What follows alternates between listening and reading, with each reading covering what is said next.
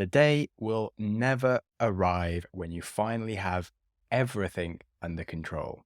When the flood of emails has been contained, when your to-do lists have stopped getting longer, when you're meeting all your obligations at work and in your home life, when nobody's angry for you missing a deadline or dropping the ball sometimes, and when the fully optimized person that you have become can turn at long last to the things that life is really supposed to be about. Let's start by admitting defeat. None of that is ever going to happen. That was a quote from the book 4,000 Weeks by Oliver Burkeman, a book about productivity and time management for mortals. It is based on the premise that we are all going to die, and the over-optimized life for work and economic output with time boxing and calendar obsessions is actually a negative-sum game. It's this efficiency mindset that arrived as part of the commercialization of everything that shifted our priorities away from our social and creative nature and is making our lives worse and inducing existential overwhelm everywhere. Hello and welcome to the Growth Mindset Podcast. Of course, we need to remember that time is our most precious resource, and it's time scarcity that makes it so valuable. Yet, time management is a skill that many of us find so difficult to master. Oliver Burkeman emphasizes that we should culture the opposite, perhaps, of the hustler mentality, because the hustler mentality is just constantly saying to optimize for just achievements that we're told that we should seek at the cost of our own actual life. Now, whether you agree with this statement or not, I think it's always good to be curious on both sides of the arguments to see what could be learned from whatever you already know. And I found this a really interesting book that I did agree with many of the things to help people become more happy with their lives and really think about the goal of what they are trying to achieve before they sort of waste their life, perhaps achieving the things that they may regret as they're dying. When you consider that it is basically impossible to truly master your time anyway, it does make sense to perhaps spend less of that scarce time prioritizing how to manage your time and spend more of that time enjoying it. Now, the book makes many useful points, and instead of trying to say everything in the book, like you could read the book, but I'm going to teach you the 7 most valuable tips from the book. Where did our time obsession come from and why? How to balance existential overwhelm? What is the efficiency trap and how should you avoid its ironic inefficiencies? What can we learn by embracing procrastination? How can we make our life more fun? Plus a few of my own ideas on that. And how to focus on enriching whatever time we might have left. So firstly, where did our efficiency mindsets come from? Because humans actually didn't care that much about time before it was an important factor. And it was actually something that we invented. Cats, apes, sharks, they have no concept of time as such besides just days and seasons. That's about it. And when you look at history, humans didn't have to observe time as much. Even when it was invented, they still didn't bother to organize time being the same in every single location until it started being important for like communications. In medieval times, people were mainly thinking about their main daily life struggles and like, okay, they're going to do some farming today, but that's about it. When we started having factories and the economic output per worker really started tracking our time to see how people were performing versus how much time they had and how much they were going to get paid, that the whole efficiency mindset really started to build and build. And it was really just a commercialized asset as they realized that time was part of the resource that they wanted to make the most of. So before that, humans naturally didn't try to organize or optimize everything in their day and their workflow constantly to save time because they just enjoyed doing the thing they were doing until they needed to do something else. Now, this really helped with stress and anxiety because people weren't so pressured by deadlines and limited hours, and they just thought about the bigger picture. Of course, technological development and general economic output of the world was much less, but if people were feeling better about themselves, it does seem that maybe there is a case to enjoying your life more by not clock watching so much and trying to be efficient with every single second. Ultimately, it's the constant pressure of managing our time that leads us to forget the end goal and enjoying life as it is.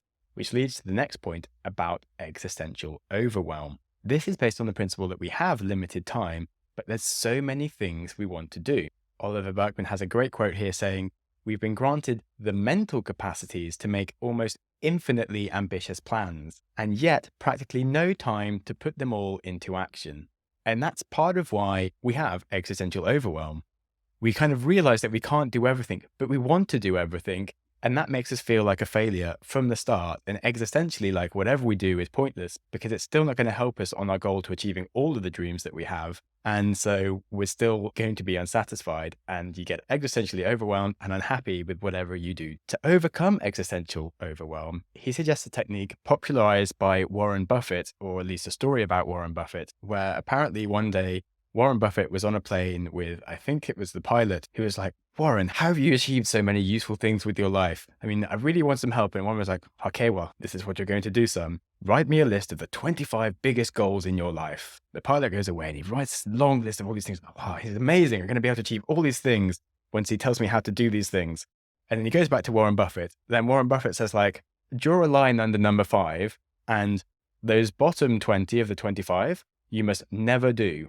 Only work on those top 5, because life is too short to actually try and do all of them well. And it's more importantly to just work very hard on your most prioritized goals and save any lesser goals to just like brush over as quickly as possible or not spend any time on. Because ultimately, the more that we want to do, the less we accomplish. So it's important to try to accomplish less and to actually accomplish it, because otherwise the existential overwhelm leads to existentially doing bugger all. And that leads on to the efficiency trap, because the more efficient that we become at getting things done and ticking things off on our to-do list, the more things that we want to put on our to-do list. And then the more efficient that you become at something, the more you tend to do it. So this is why it's so important to practice strategic underachievement. That means you should underperform on many low important activities or decisions that don't matter. You just try and take as quickly as possible because they can be changed or aren't going to impact your life that much. And then you should be excellent at only a very few key activities that you can put your full brilliance into and get the rewards back from them. And so the summary from these 2 lessons is that you should have open and closed lists. So you can keep all of your goals on some closed lists that you don't edit, but only have 3 or 5 goals in your open list. And that's the list that you actively work on and that you're allowed to put any time into. And only when a goal has been moved out of your open list because it is finished, are you allowed to go into your closed list and start working on something else.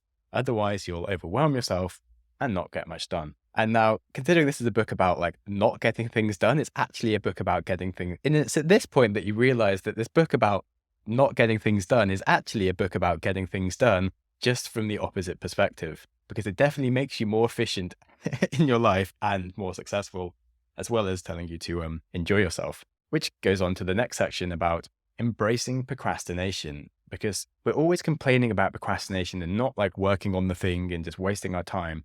But procrastination is a very important part of creativity, and it gives your brain the time to actually sort of think about different ideas and come up with solutions to things that you wouldn't have thought about when you're just trying to take the direct straight line. And it's also the place where you can be curious and just sort of read into stupid things and like embrace your odd obsessions that might actually give you some really interesting insights to better solve the problems that you wouldn't have solved in the best way if you just tried to do it without any time out. And I think it's important to remember that everybody procrastinates. Even the most successful people procrastinate, like the gurus, motivational speakers, top performing CEOs, athletes. They still spend time just sort of fudging around. And it's perfectly okay to allow yourself to do that as well. And if you don't allow any unstructured time in your life and you try to manage every day perfectly, it becomes an unhealthy approach to life, which you'll actually have to ditch sooner or later. Kind of like the perfect diet is the imperfect diet that actually allows you to sort of slightly mess up a bit, because the imperfect diet that you follow is a diet that you could follow and keep doing. But the overly perfect diet that would be the best thing for your health, but that you actually sort of mess up and then you just don't get back on, is worse. In the same way with your time, completely rigid structure with no allowing for messing up will always fail, because you will always mess up sometimes and have some days where you don't quite meet all your like very strict standards. So if we instead embrace procrastination as something that can be good and actually helps us work harder when we are working, then we'll just breathe a lot more easily and like procrastinate properly and relax properly, as opposed to just trying to work when we're not working and just being busy without getting anything done is terrible. And certainly it's something that people like me with ADHD often try and do, is just try and like cram things into the day the whole time, and you just spend the whole day not getting anything done and feeling terrible about it because you have like these 5 different goals and you're going nowhere. Whereas if you just go like, right, I'm not going to do anything for an hour, and then I'm definitely going to do something for an hour, you'll actually do it. And definitely a game changer. This episode is sponsored by BetterHelp. Sometimes we're faced with a crossroads in life and we don't know which path to take. Whether you're starting a career or changing a career, working out relationships or dealing with ingrained habits. Whatever it is, therapy can help you map out your future and trust yourself to find the way forward. I personally found BetterHelp a godsend to really help me think through my choices and actions at a deeply personal level. And what's great about BetterHelp is that it is entirely online. It's designed to be convenient, flexible, and suited to your schedule. And you can be quickly matched to a licensed therapist, and you're allowed to switch at any time with no extra cost and no questions. So let therapy be your map with BetterHelp. Visit betterhelp.com/growth mindset today to get 10% off your first month. That's BetterHelp, HELP.com/growth mindset. And on the topic of enjoying what you do more is literally enjoying what you do more by making it fun. Now, if you're working with colleagues and you're having meetings, how can you make that meeting more enjoyable? Just by like adding some funny comments or like a bit of a game to get to know each other and just being more curious about what's going on in it, as opposed to just making it too structured and boring. And then just reframing how you think about the work you have to do. Because ultimately, if you're only looking at the finished product as the goal, like what you want to have done, the doing it seems like a chore. But if instead you think of as the work as the goal of like the journey that you get to go on, and like the finished product is like something that happens, then you should be optimizing for enjoying the work as it happens. Now that might mean completely changing your life to be able to work on things you enjoy, or it might just mean a different attitude to how you approach your work and realizing that it can be more enjoyable. But I think it's a very important mindset to realize that work is your life. And yes, it doesn't have to be like flowers and rainbows the whole time, but it should be challenging in a way that you actually enjoy it and feel like you're learning and are doing something useful with your time. And if you're doing something useful with your time, that is something that you should be enjoying. And actually, you can just tell yourself that it's what you want to do, because it feels great to do things that are kind of hard and push you. Another thing I've really found to help me like just enjoy a situation, whether it's quote unquote bad or good, is to prioritize the story element of it. So if you have a few choices to make, you may as well go for the more interesting one that would be a better story to tell to others, but also a more interesting story to live yourself. And secondly, when things are going wrong or feel bad, think of them as an event in your life that is unique. It isn't going to happen again. And it's just like this wonderful experience that is kind of beautiful and interesting just to look at and perceive as it's happening, and just like take in the moment and be like, wow, this is crazy. It's all going nuts, but it will work out. And I can kind of enjoy the process of it being terrible to the point where it works out as a unique thing that I'll look back on with some kind of fondness, even if it's technically a terrible situation. That really does help me like feel a bit more calm in the moment and enjoy it, as opposed to like, crap, I have to get out of this problem. And often means you get out of the problem faster because you don't panic and make some silly mistakes.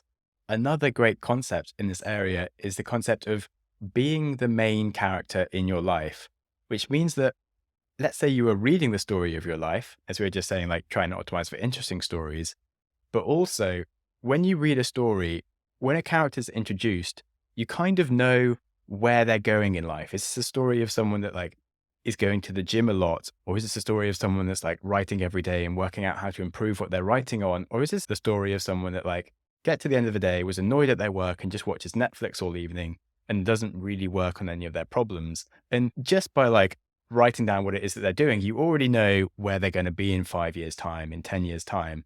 And if you think of yourself as the main character in this story, it's like, okay, maybe you should be the character that does follow a healthier diet and go to the gym every day, because that's really going to stack up over this character's time. And if the character wants to be a YouTuber, then yeah, they should be someone that makes a video every week and like slowly makes them better and better. And actually in a few years' time, you kind of know that that person is going to have some really good videos that people are noticing. Whereas if there's someone that just like wants lots of people to look at their videos, but doesn't spend any time making videos, you know they're never going to be successful. And so when you think of yourself as the main character in the story that you're reading, it becomes a bit more obvious what that character should be doing. And I think it's a really good way to get some perspective on your life and actually just be like, okay, this is what I should do. I'll just do that. And helps you work out on the 25 goal list. And back to the concept of having 25 goals and only working on 4 or 5 of them. I think that really helps you understand which of the goals you should be doing, because like someone that's working on 25 goals, isn't going anywhere. But someone that actually has some focus, you're like, yeah, that person is going to achieve things.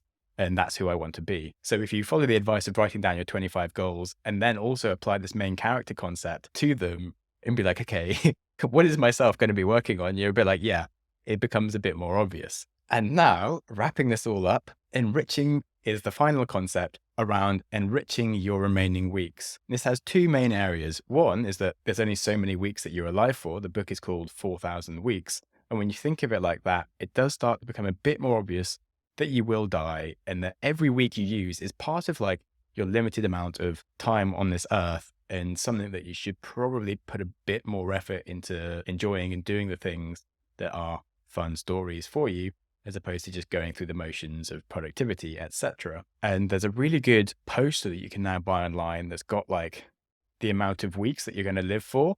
Each one is like a tick box, so you can like tick where you are every week as you go along, and it just sort of shows the countdown towards the end of your life. And it's just a really good little motivation to, take that holiday, go see that friend, make sure you work on that project. And it's just a really nice little kick that just like hits you somewhere in your brain that you should be hit. And the other part of this concept is to think about last time reflections. Because if you think about every experience that you have as possibly being the last time you experience it, it does then put you in a better place to like enjoy it and just savor the different feelings that you're feeling as something to just be interested and embrace, as opposed to panicking and running away from. As I was saying, with if something is like a bad thing, but you think of it as the last time, it's not such an overwhelming, scary feeling that makes you want to panic, but is instead something that you can be interested in and think about logically how to solve without it being something that's like really damaging to your mental health.